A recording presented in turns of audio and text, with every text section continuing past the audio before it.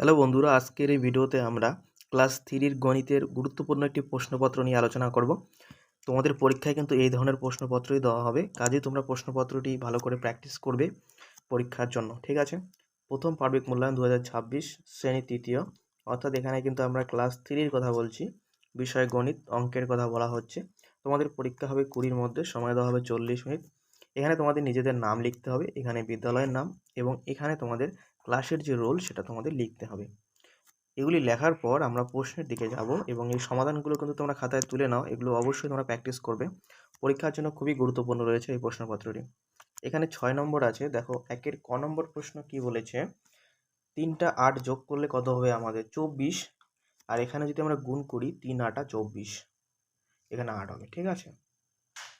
খ নম্বর দেখো, 98 থেকে 10 কমালে কত পাবো। এটা তো আমরা কমালে মানে আমাদের বিয়োগ করতে হবে। আমরা যদি এটা বিয়োগ করি, 98 থেকে 10 যদি আমরা বিয়োগ করি, কমালে মানে হচ্ছে বিয়োগ করব, এখানে 8 থাকবে, এখানে 9 থেকে 1 গেলে 8, তাহলে আমাদের কত হবে 88 হবে।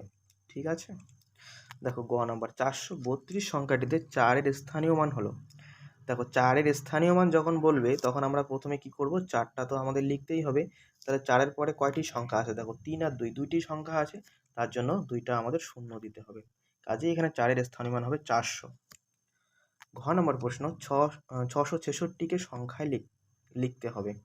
ঠিক আছে? তাহলে 6 ছেষট্টি, তো 6 6 66, 3টা 6 হবে 666। 15 নম্বর প্রশ্ন, 808 আর 709 এই চিহ্ন বসাতে বলেছে আমাদের, হয় লেস দেন হয় গ্রেটার দেন আমাদের বসাতে হবে। যেটা বড় সেটা আমাদের সেই দিকে আমাদের দুটো পাখির ঠোঁট হবে, আমরা সকলেই জানি। কাজে চিহ্নটা কিন্তু 808 বড়, সেই হিসেবে কিন্তু চিহ্নটা এদিকে হবে। 6 নম্বর প্রশ্ন বলেছে, একটি লেবুর দাম যদি 4 টাকা হয়, 60টি লেবুর দাম কত টাকা হবে। একটা লেবুর দাম 4 টাকা, তাহলে 60টা লেবুর দাম কত হবে। আমরা 60কে 4 দিয়ে গুণ করব, তারপর এটা যদি আমরা করি, 4 0 0 4 6 24, 240 টাকা। এখানে আমরা লিখব 240 টাকা। ঠিক আছে? দেখে নাও পরের প্রশ্ন কি আছে। পরের প্রশ্ন বলেছে 6 নম্বর প্রশ্ন, 15টি চকলেট 5 জনের মধ্যে সমান ভাগে ভাগ করে দিলে প্রত্যেকে কয়টি করে চকলেট পাবে। 5 জন বন্ধু ছিল, কয়টি চকলেট, 15টি চকলেট। আমরা ভাগ করে দেবো সমান ভাগে, তাহলে 3 5 15, তাহলে 3টা করে পাচ্ছে, খুবই সহজ অঙ্ক। 2-এ বলেছে নিচের প্রশ্নগুলি যথাযথ উত্তর দাও, এবং যে কোনো 4টি করতে বলেছে, এবং 4টি প্রশ্নের মান কিন্তু 4 দোকানে 8 নম্বর আছে। দেখি আমরা প্রশ্নগুলো কি আছে। দেখো প্রথমে আমাদের একটা যোগ করতে বলা হয়েছে। দেখো আমরা যোগটা কিভাবে করব দেখে নাও। কি বলেছে এখানে, দেখো 532, ঠিক আছে, আর আছে এখানে 48। এটা আমরা কিভাবে যোগ করব দেখে নেই। দেখো এখানে 8 আর 2 10, 10-এর 0, আমাদের হাতে থাকবে 1, 4 আর 3 7, আর 1-এ 8, 5, তাহলে আমাদের যোগটা হয়ে গেল 580। এটা তোমরা এইভাবে করে দেবে। খ নম্বর যেটা আছে দেখে নাও, বিয়োগ করতে বলেছে। 583 থেকে আমরা 254, এটা আমরা কীভাবে বিয়োগ করব দেখে নিই। 3 থেকে তো 4 বিয়োগ করা যাবে না, কাজেই 3টাকে ধরতে হবে 13। 13 থেকে যদি আমরা 4 বিয়োগ করি তাহলে কত হবে, 9 হবে। 3টা এখানে আসবে, এখানে এসে 6 হবে, 8-এর থেকে 6 গেলে হবে 2, 5-এর থেকে 2 গেলে হবে 3, তাহলে আমাদের বিয়োগ করলে হচ্ছে 329। এবার দেখো আমাদের গুণটা আমরা কীভাবে করব। গুণটা আমাদের করতে বলেছে 228, 4 দিয়ে গুণ করতে বলেছে। 4 8 32, 2 হাতে 3, 4 2 8 আর 3 11, 11 1 হাতে 1, 4 2 8 আর 1 9, 912। ঠিক আছে? দেখো পরের ঘ নম্বর প্রশ্ন। ঘ নম্বর প্রশ্ন বলেছে 34/3 ভাগফল কত, ভাগশেষ কত। এটা আমাদের ভাগফল আর ভাগশেষটা লিখতে বলেছে। এটা যদি আমরা ভাগ করি, 3-কে 3 দিব আমরা, তারপর 4 নামবে, আবার 3-কে 3 দিব, তারপর বিয়োগ করলে আমরা 1 পাবো।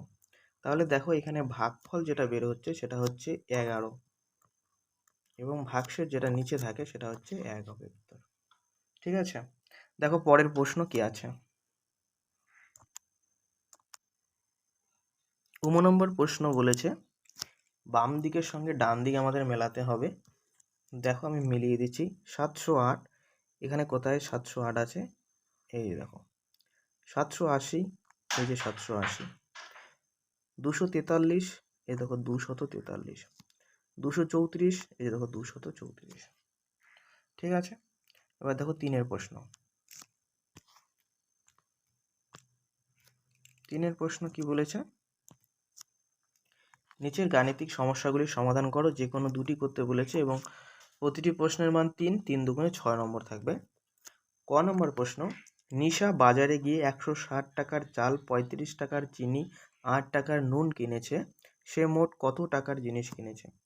তাহলে এটা যদি আমরা করি, আমরা কি করব, মোট যেহেতু বলেছে আমরা এটাকে কিন্তু যোগ করে দেব। 160 টাকার আমরা চাল দেখলাম, 35 টাকার হচ্ছে চিনি দেখলাম এবং 8 টাকার নুন দেখলাম, সব কিছু আমরা কিন্তু যোগ করে দেব। যোগ করার পর সে মোট কত টাকার জিনিস কিনেছে সেটা আমরা বের করতে পারবো।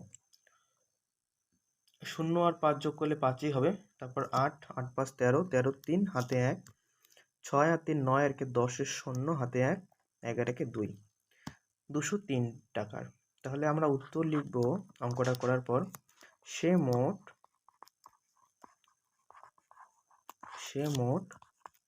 203 টাকার জিনিস কিনেছে।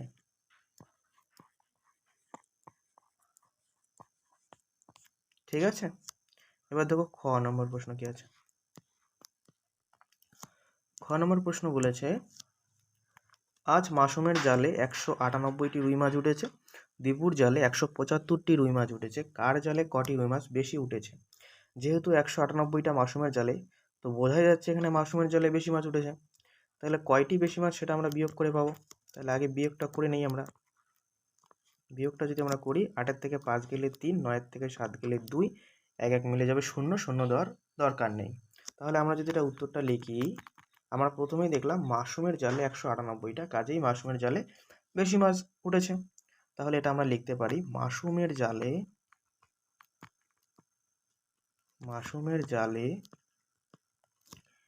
23টি মাছ বেশি উঠেছে। ঠিক আছে, এভাবে কিন্তু তোমরা করে দেবে। পরের প্রশ্ন দেখো কি আছে। গ নম্বর প্রশ্ন বলেছে, দীঘা থেকে পুরী যাওয়ার জন্য 4টি বাস ছেড়েছে, প্রতি বাসে 113 জন যাত্রী যাচ্ছেন, মোট কতজন যাত্রী যাচ্ছেন? 113 জন করে একটা বাসেই লোক আছে, কিন্তু বাস নেওয়া হয়েছে 4টি, গুণ করলেই আমরা কতজন যাচ্ছি সেটা আমরা বের করতে পারবো। 3 4 12, 2 হাতে 1, 4 1 4, আর হাতে 1 5, 4 1 4। তাহলে মোট কিন্তু 452 জন লোক কিন্তু আমরা যাচ্ছি। উত্তর লিখবো আমরা, মোট 452 জন যাত্রী যাচ্ছেন। ঠিক আছে, তাহলে এখানেই কিন্তু আমাদের ক্লাস 3-র যে অঙ্কের যে প্রশ্নপত্র, প্রথম পরীক্ষার গুরুত্বপূর্ণ প্রশ্নপত্রটি আমরা সমাধান করলাম। পরবর্তী ভিডিওতে আমরা ক্লাস 3-র আমাদের পরিবেশ, স্বাস্থ্য, শারীরশিক্ষা, কলা ও কর্মশিক্ষা প্রত্যেকটি বিষয়ের যে প্রশ্নপত্র রয়েছে সেটা আমরা নিয়ে আসব। ঠিক আছে, এগুলো ভালো করে প্র্যাকটিস করো। পরবর্তী ভিডিওতে দেখা হচ্ছে। গুড বাই, ভালো থেকো।